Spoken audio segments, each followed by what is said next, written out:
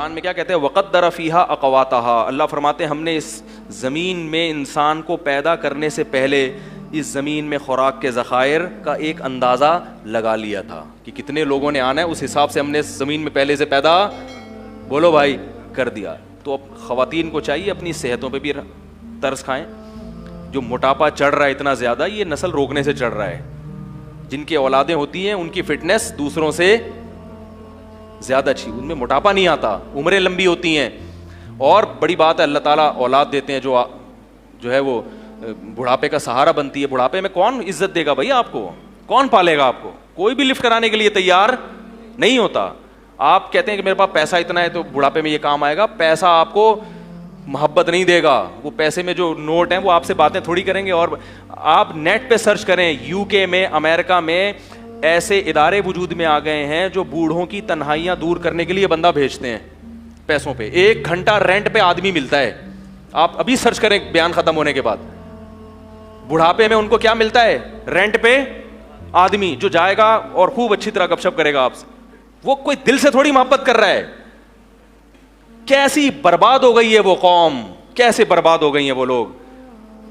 اور یہ چیز ہماری قوم کی سمجھ میں نہیں آ رہی. برباد ہو گئے اللہ کے. ابھی 1 کروڑ پتی امریکن تھا, اس کا انتقال ہوا ہے. میں انشاءاللہ تلاش کر کے اس کا پورا حوالہ آپ کے سامنے پیش کروں گا. اس نے یہ بیان دیا ہے کہ میرا ایک بیٹا تھا, میں نے اس کو کھلایا پلایا اور نسل روکی, میرا بڑھاپا بہت ہی خراب گزرا ہے, میری یہ دولت میرے کام نہیں آ رہی. ایک ہندو نے ایک کمنٹ کیا نا کہ تم لوگ 20 کروڑ ہو گئے, 22 کروڑ کی آبادی ہو گئی. سوری پاکستانی تھا وہ, کہہ رہے ہیں ہم لوگ پاکستان میں 22 کروڑ ہو گئے, اس مولوی کو دیکھو کیا کر رہا ہے. تو مجھے خیال ہوا میں اس کو بولوں اس 22 کروڑ میں تم بھی ایک ہو. اگر یہ 22 کروڑ غلط ہیں تو تم بھی کیا ہو؟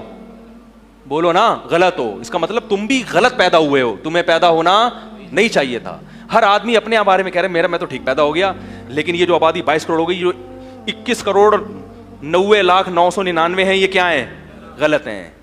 تو بھائی جیسے ہمارے والدین کا سب سے بڑا احسان کیا ہے کہ وہ ہماری حیات کا سبب بنے, ایسا ہی ہمارا اگلی جنریشن پہ سب سے بڑا احسان کیا ہوگا کہ ہم ان کو زندگی دینے کا سبب بنے ہوں گے.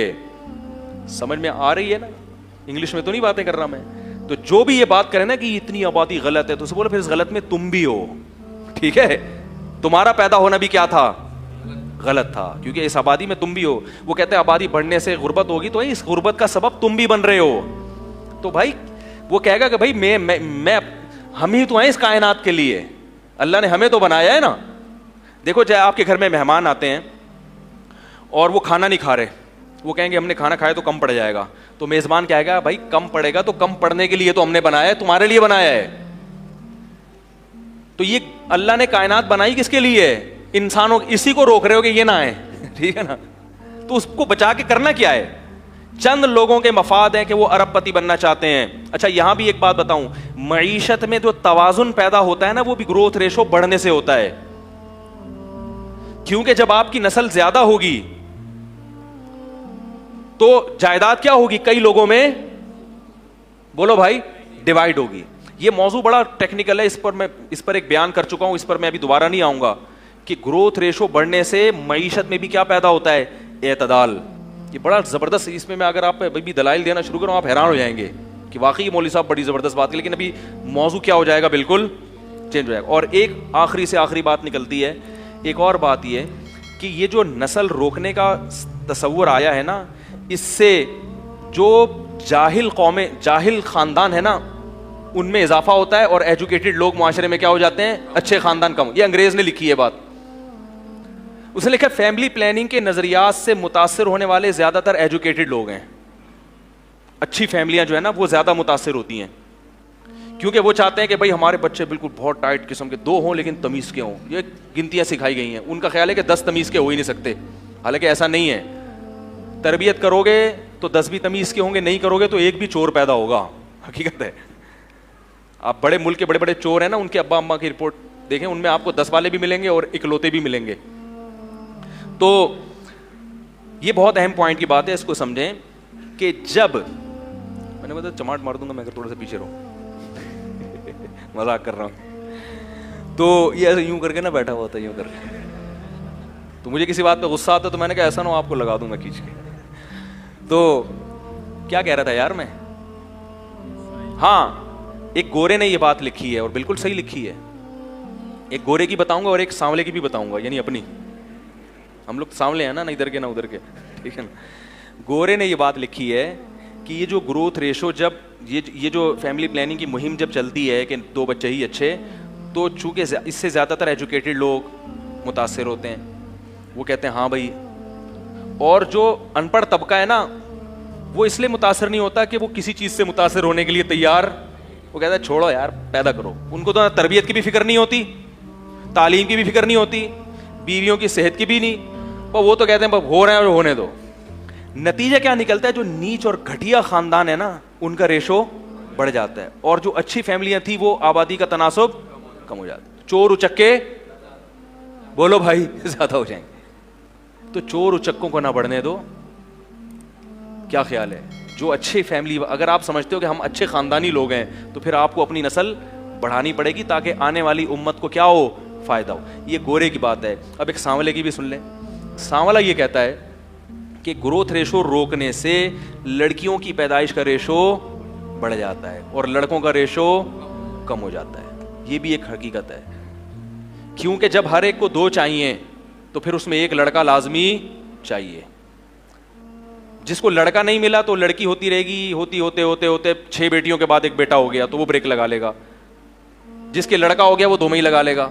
تو لڑکیوں کی تعداد تو 6 8 پہنچے گی, لڑکوں کی تو یہ نیچرل جو ریشو ہے نا لڑکے اور لڑکیوں کا, یہ کیا ہو جائے گا, خراب ہو جائے گا, ڈسٹرب ہو جائے گا بہت بری طرح. پھر بیٹیوں والے پھریں گے رشتے تلاش کرتے, ہائے وہی مل نہیں رہا, ہائے یہ نہیں ہو رہا, ہائے وہ نہیں ہو رہا. زنا بھی پھیلے گا معاشرے میں, یہ ہو رہا ہے. انڈیا اور چائنا کا میں کئی دفعہ بتا چکا ہوں کہ وہاں لڑکیوں کا ریشو کم کیوں ہے, حالانکہ وہاں بھی فیملی پلاننگ ہے, اس لیے کہ وہ ماں کے پیٹ میں بچی کو, تو یہ ظلم کرو گے تو پھر تو ہوگا, لیکن اسلام اس ظلم کی اجازت نہیں دیتا. بچی کو پیٹ میں مار نہیں سکتے. تو یہ بھی ایک ٹینشن ہے. جب پہلے بڑھتا تھا نا گروتھ ریشو, پہلے لوگ جانتے ہی نہیں تھے, تو کیا ایک خاتون کے 6 بیٹیاں ہو گئیں تو دوسرے کے 6 بیٹے ہو گئے. کیا خیال ہے؟ تو وہ بھائی اس کے 6 بیٹیاں بوجھ نہیں بنتی تھی بھائی, وہ ان چمونی آپا کے بھائی وہ 6 بیٹے اللہ نے اس کو دیے, اور وہ دوسری آپا ہیں ان کے کتنے بیٹیاں ہی بیٹیاں ہو رہی, تو کوئی بات نہیں, ان کے 6 بیٹیاں, ان 6 بیٹے سے ہو گئی شادی. اب کیا ہو رہا ہے, ان کے 6 تو ہو گئی لڑکے کی لالچ میں, ان کے بیٹے 1 2 سے زیادہ نہیں ہے, تو کس کو پہنائیں گی بھائی یہ بیٹیاں؟ نہیں آ رہی بات. تو یہ باتیں آپ کو میڈیا نہیں بتائے گا میرے بھائی, یہ باتیں آپ کو مولوی کے علاوہ, بولو بھائی, کیونکہ مولوی صاحب کو تقریر کے پیسے نہیں ملتے. اور پھر بھی خواتین نے اگر نیگیٹو کمنٹس کرنے ہیں تو دل کھول کے کریں, صحیح ہے نا.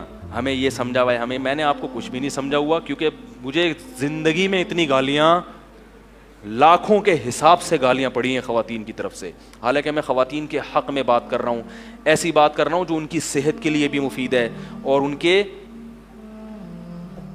عورت تو بچوں پہ ہی تو حکومت کرتی ہے, وہ اصل حکومت عورت کی کس پہ ہوتی ہے, اولاد پہ ہوتی ہے. اسی سے آپ نے اس کو محروم کر دیا, جاب کرو جاب, بس جاب کرو جاب. پیسہ بھائی ہر چیز کا علاج نہیں ہے.